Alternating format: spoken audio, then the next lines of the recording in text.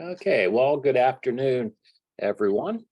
And I'm Mark Warther, and welcome to our Alaska cruise tour. And today I actually have Joan Bennett here with us. So Joan, slide in the picture. Joan is our, can you get in there? There we go. Oh, there you go. So Hello. a little bit further in, there you go. That's how these backgrounds work. Now you're in there. So Joan's our tour guide for this tour, and she'll be with the group all the way up with you the whole time there and get you back safely. Right, Joan? That's the plan. That's the plan. Okay. So, okay. And I personally have done this tour many times. Actually learned this from Jim Nixon, and I'm sure many of you guys know Jim. Um, but he's was my mentor in this business. So, but a little about Alaska. The key to Alaska is the land tours, because these big cruise ships will hold, 1,500, 2,000 people. And the cruise lines, when they got into the business years ago of doing the land tours, they had to entertain all those people on land for a week. But there was really no tour that could be any larger than 50 people, the size of a motor coach. So they came up with all kinds of land tours to keep everyone busy. And thus some land tours are a lot better than others. So that's where we come into this, where we sort of picked out what we think are the key items to see when you're on the land tours in Alaska and what ones to take. So let's take a look first at the land tour, and then we will look at the ship and the ports of calls that we're going to be doing. This starts on June 14th. Now, originally we marketed this as June 15th, but it's an early morning flight out of Columbus. So we're going to go down. We have a round trip transfer for you. We have our own bus, and we'll go to Columbus on the evening of the 14th, check you into the Hampton Inn there at the airport. And then the morning of the 15th, Joan will take you over to the airport and get you on your flights. So the tour package includes our round trip air. We're going to go from Columbus to Seattle, and then Seattle into Fairbanks. And Fairbanks, it's a lot further than people think. Not only are you're five time zones to the west, but you're up to the Arctic Circle, and it's a long haul. So we have a good 5 hours time change, and we have 7 to 8 hours of flight time and layover time. So you have a full day. You're gonna be tired when you get there. We do have a flight though that gets us in at 2:18 p.m. and that's good. I've been up there where the only flights we could get was landing at midnight, and the next morning we're getting up and hitting it, and that's tough to do. So we're really excited about these flights, and we'll land at 2 in the afternoon, and we'll have our motor coach up there to pick us up and to start the tour. And then on the return, we're actually staying in Vancouver an extra night. So on the 26th, the ship comes into Vancouver. We're going to have a day of traveling around Vancouver. We're going to check into the airport at Vancouver, Hilton, and then the next morning just walk over to the airport and fly home. And that way we're not pushed so hard coming off the ship and running to the airport and the flight on time. So that's a little bit about the flights. I just want to mention one thing too. Those times are local times. So when it says 2:18, that's local time in Fairbanks. There would actually feel more like 7:18 to us. So with just a lot of jet lag. Yeah. So we'll be getting back at 10:10 on the 27th, 10 o'clock at night, and my bus will be there to pick us up, bring us back to New Philly. You don't have to park, you don't have to drive. Everything's all included. So that price of the $14.95 includes your overnight stay at the airport on the 14th, your round trip transfers, and of course the air itself. So, okay.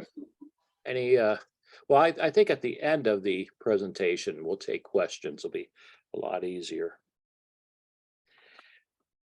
So the Pikes Waterfront Lodge, stayed there a couple times, a nice little place right on the Chena River. And this is about 7-8 minutes from the airport. So once we get through the airport up there, we'll be in the lodge probably by 3:30, 4 o'clock at the latest.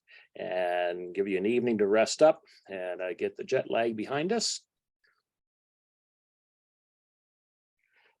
So the next day, we're going to spend, well, first of all, we spent 2 nights in Fairbanks, and then we're going to take the train down to Denali, spend 2 nights in Denali. So the next day after we land, we're going to be doing quite a few things. The first thing is the riverboat discovery.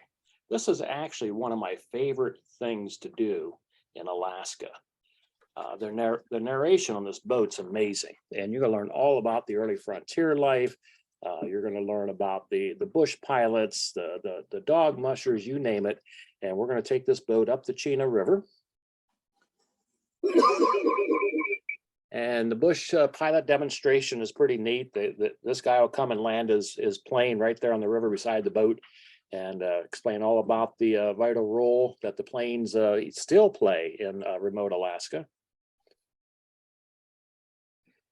And Susan Butcher, the first lady winner, first female winner of the Iditarod, wrote many books. She actually won it 4 times. She's very famous up there.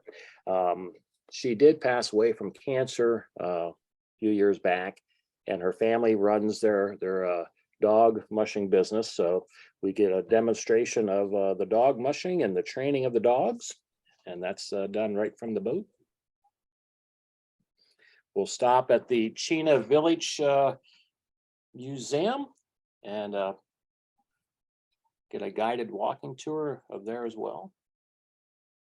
And on this boat, they have cans of smoked salmon that they make themselves. They catch the salmon, make it, can it. Best stuff in the world. They're going to give you samples of it, and then you can order it and have it shipped to your house. I know Larry Graham has that stuff shipped to his house every year now.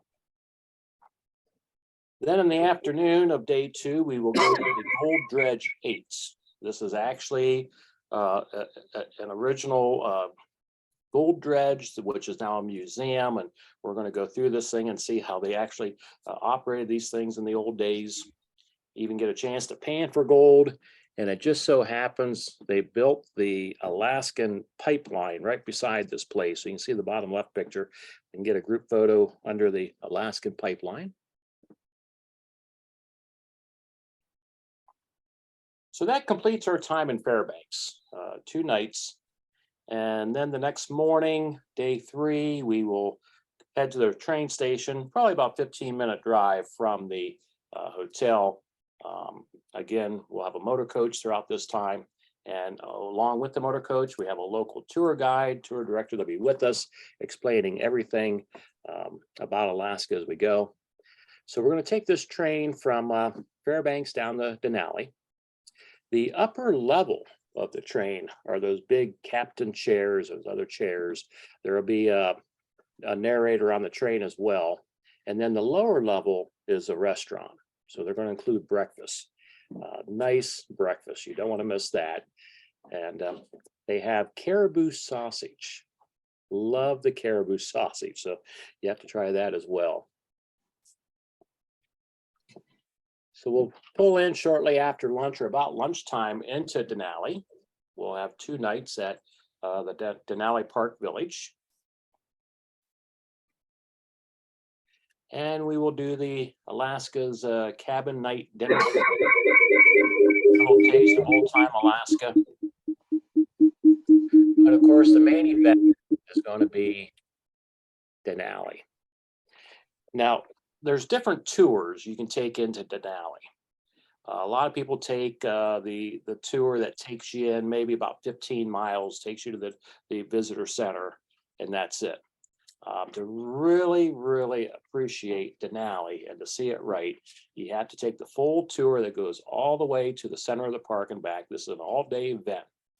And they put us on these old school buses. They actually have a camera in the bus with screens in the bus. So as they come upon wildlife, the driver will zoom in on the wildlife. So if it is a little bit too far away, you can still see it well. And of course, your driver is our guide as well.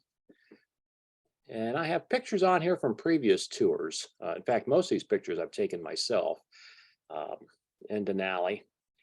And that top left picture is a wolf with some kind of a varmint in its mouth. And he was walking by our bus last time I was up there. And it was a mommy wolf taking some food back to the den. We run into the packs of the mountain goats. There's Cindy, who used to work for me, my former office manager. And she was on that trip with us, escorting it.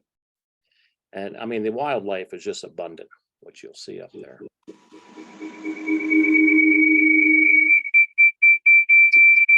Okay, so after 2 nights in Denali, we're going to take let me think, this will be day 5, and we'll go down the Kenai Peninsula all the way to Seward and board the ship in the afternoon. This is the Norwegian Jewel. And we spend the next 7 nights on the Norwegian Jewel. Now, there's different ports, naturally, and different ports are known for different things. Like, for example, the whale watching. You can do whale watching in just about any of the ports. But if you're going to do whale watching, you need to do it in Juneau. So we've learned what's really best to do at each port as recommendations. And to take a look at a couple of the ports. Well, first of all, let's look at the ship. There's a shot of the top of the ship. And the dining room. We have 3 kinds of cabins, naturally the balcony, the ocean view, and then the inside. We have mostly balconies. Patrick, how many do we have left? Do you know? We have a few balconies, maybe 1 or 2 ocean views, and then maybe 1 or 2 insides left. Okay, and there's pictures of all 3. You know, some people say, is it worth the extra money for balcony? Some say yes, some say no. It's just which you like. I've been up in Alaska when they've had heat waves in June and it's 80, 85 degrees. And I've been up there in June when it's pretty cold, and when we would sit out on our balcony, like when we go up to the glacier and we're outside on the balconies, we'd have to have blankets on us. So you never know what you're going to get as to how much you would use the balcony. But I personally think they're worth it. You can get your coffee delivered to your room each day, sit out there on the porch and have a nice hot coffee. So we're going to go to the Dawes Glacier, and what they call the Endicott Arm is the largest breeding ground for the harbor seals. So we'll be seeing that, and they'll take us right up to this glacier. So if you have a balcony room and you want to sit outside to get a close view of the glacier, they'll take that ship and turn it 180 or 365 degrees. One side, then 180 again. And so everyone gets a good close-up view of the glacier.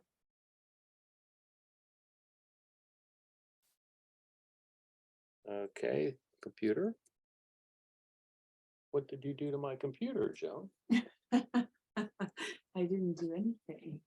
It's not advancing. Huh. Come on. It's frozen. It won't. Well, Patrick, it won't escape either. So now what do I do? Oh, there, it did something. Finally doing something. So there's a good shot of the glacier, and we'll be that close, if not a little closer. There, it's working again. Okay. It just, for whatever reason, froze up. So Icy Strait Point. They built a dock, so you no longer have to tender in. Up until the last time I was there, you had to get in the tenders and come in, but they finally got a dock built. And Icy Strait Point, their claim to fame is the largest zip line in the world. And Joan, when you're up there, you have to do this. So you take a bus ride. They have an old school bus, and you spend 45 minutes going up this mountain. And when I was there, we were above the clouds. Wow. And then another time I was up there, I'd done this a couple times now. It was clear like this, and you could see, and this here was shot about halfway down. But you look down, and there you see your ship as a little dot down there in the water. And they strap you in, and you jump. and you go zipping down this thing. It's a hoot. And I've had an 80-year-old do this. So if you go to Icy Strait Point, you have to do the zip line. It's a pretty fun ride. This picture up here with those buildings of the dock, those are the old sardine factories that's been converted into stores and shops.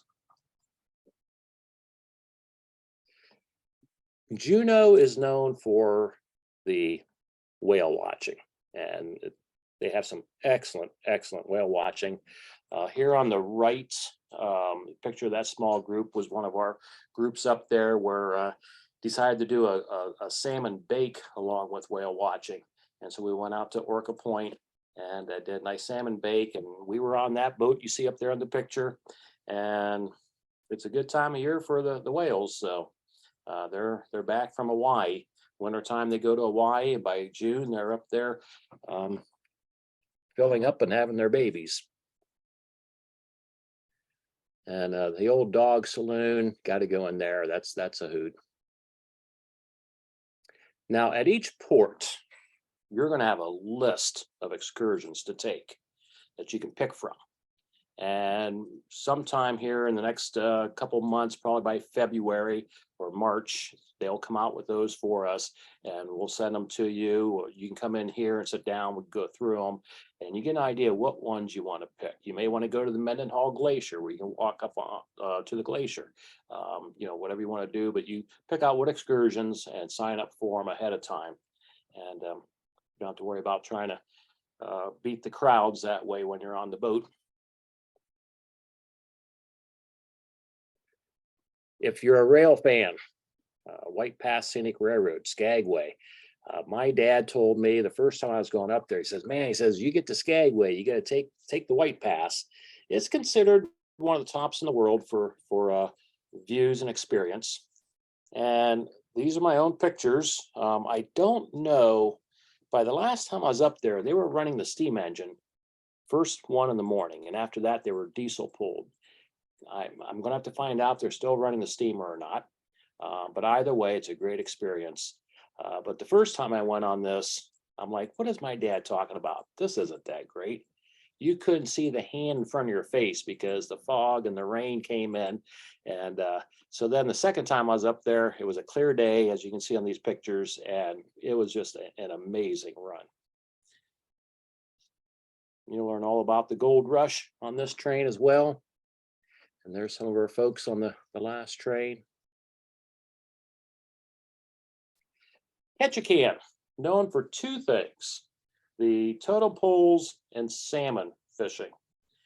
That center picture is Mary, a local gal that was on our trip, and her husband Steve wanted a private salmon fishing excursion. They didn't want to be on one of these big boats with 100 people. And so we found one. It was right beside the cruise ship. We had it ordered ahead of time. And so just we had 4 people, those 2, me and one other person. And the 4 of us went out and salmon fish. And there she is holding one of the salmons. You can see the size of that thing. And it got to the point where we were so tired of pulling salmon in that whenever the salmon would hit the line, I'd say, oh, Mary, it's your turn. And Mary said, oh, no, Steve, you go pull that one in. And but boy, it was fun. And then they took the salmon. And when we got back to land, we went right to the ship.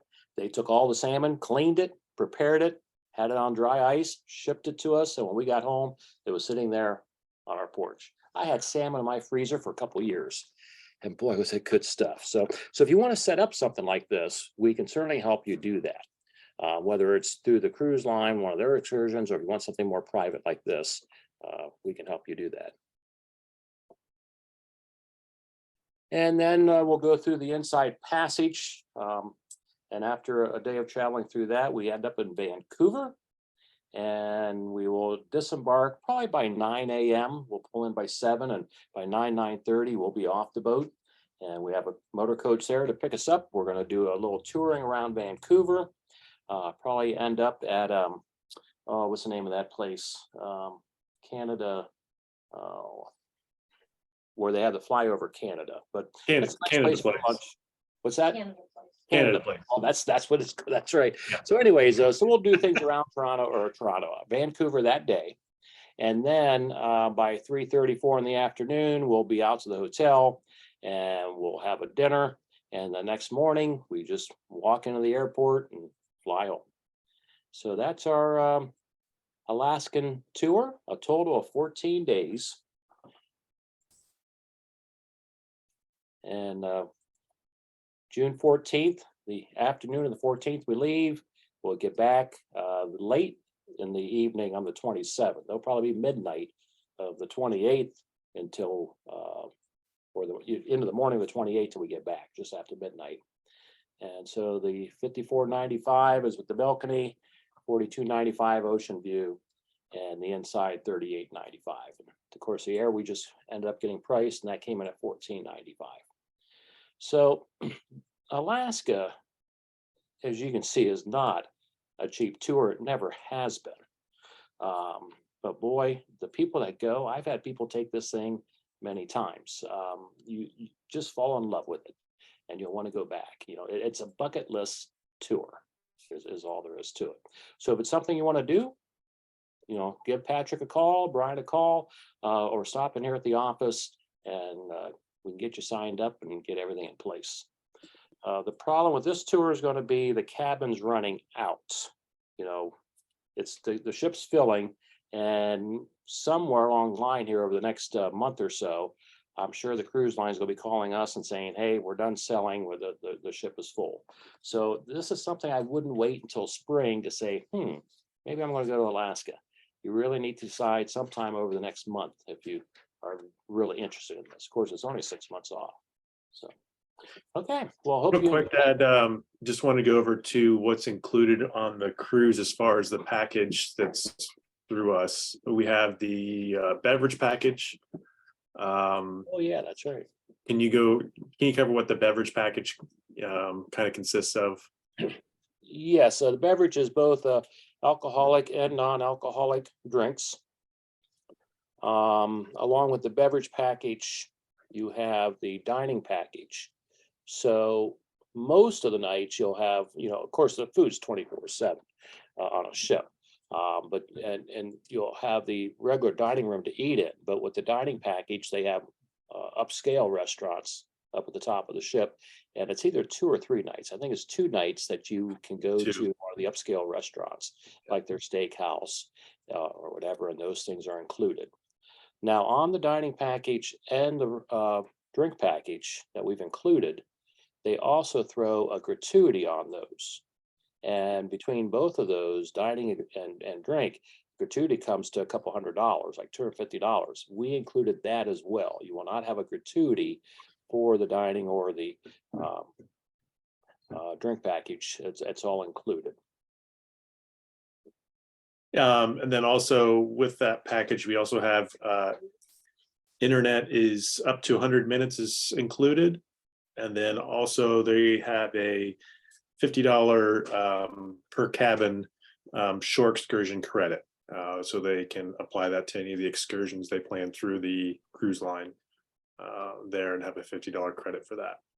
You know, and that brings up a couple more points.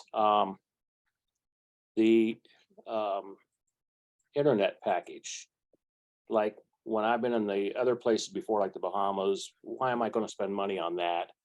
I can just walk off the ship and sit in a cafe and use their internet, right? It doesn't work like that in Alaska. I mean, it's remote. And because it's so remote, if these places and towns that you're going to be in have internet, they don't, it's not like here where you walk to McDonald's and just tie into their internet. They won't allow you because it's just so expensive.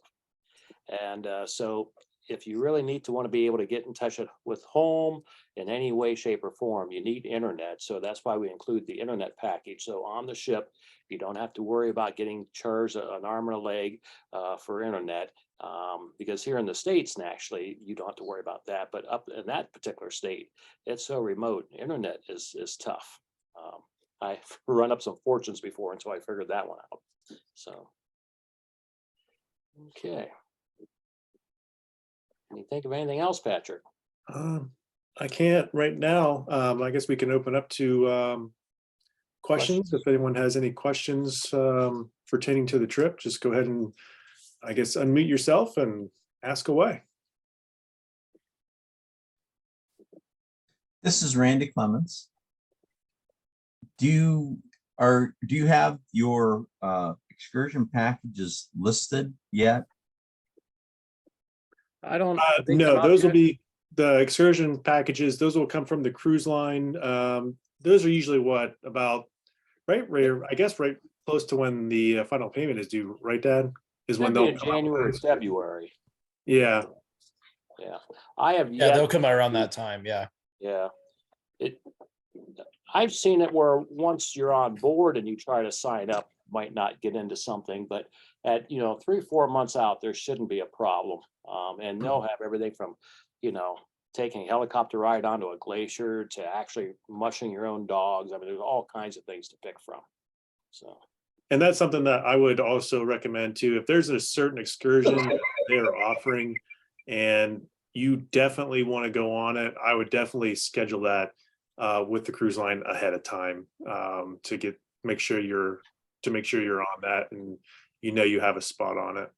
right. And one of But you- those, for example, is the White Pass Scenic Railroad. And this, again, this is all pre-COVID. I have to find out since COVID how much things have changed. But back then, if you wanted that White Pass, you better have signed up before you got on that ship, or you never would have got it. So there are some like that.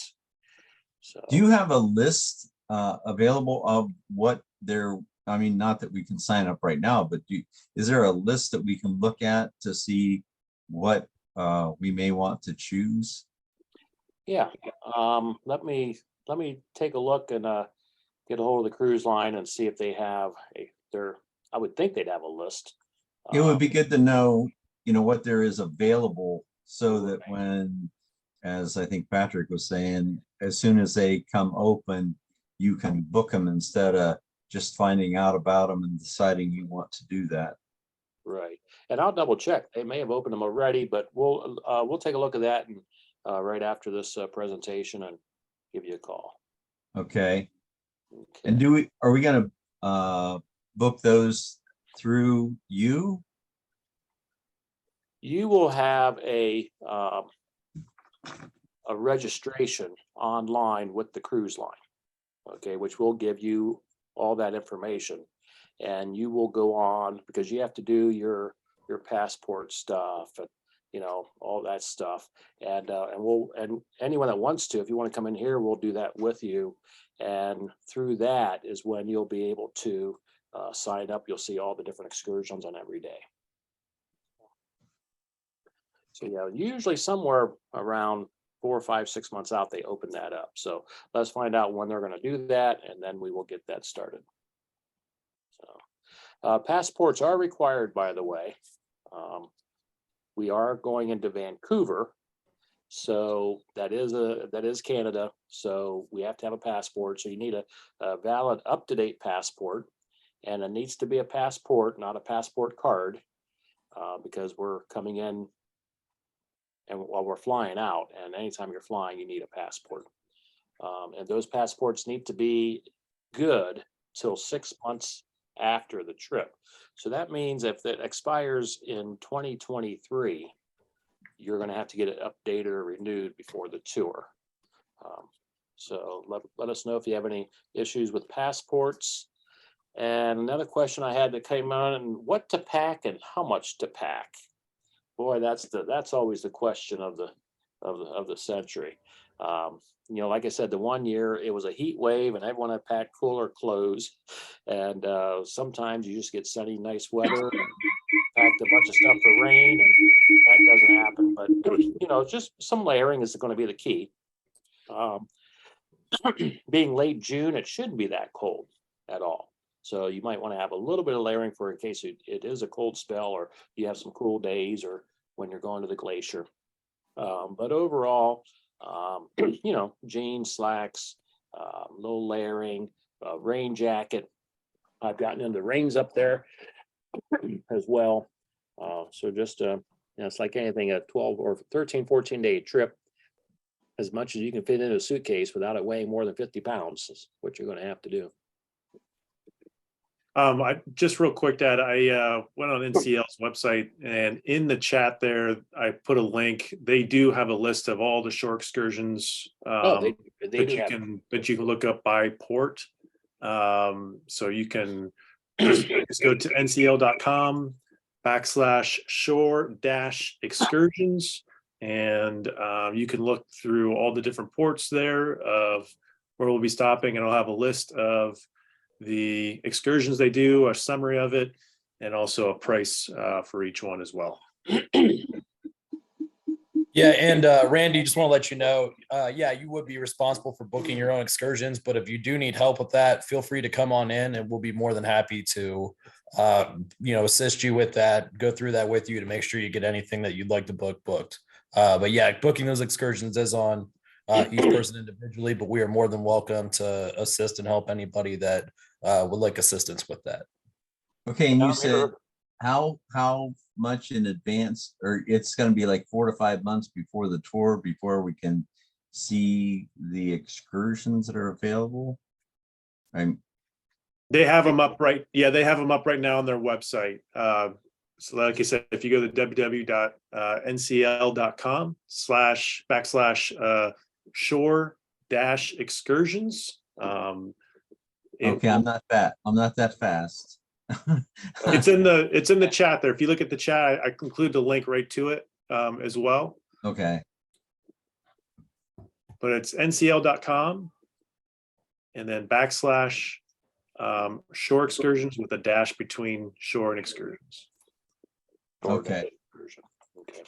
And yeah, with our experience up there, we can certainly help you with that, help advise you on the excursions, and our office can make sure it all gets done. Because some people, they don't want to mess with doing everything online, and that's what we do. So don't hesitate to, say, hey, let's do this together, and we'll do that. Right, Brian? Absolutely. Okay. Okay, any other questions? No, I think you guys answered all my questions. I'll have Lisa look at this on YouTube, and then we'll get back to you folks. Sounds good. Okay. Sounds great. Okay, well, thanks a lot, and hope to see you guys on this tour. It's gonna be an amazing tour. And just Yes, also, yep, just let everyone know too, we are recording this. This will be put up on our YouTube channel sometime by tomorrow. So if you do want to go back and review this same Zoom presentation, will be up on the YouTube channel. We'll email that through to everybody as well. So Thank you very much. Thank you. yep, thank you. Thank you, everyone. Have a great day. Thank you. Have a wonderful Christmas as well. Yep, Merry Yes, Merry Christmas. Christmas, everyone. Merry Christmas. Thank you.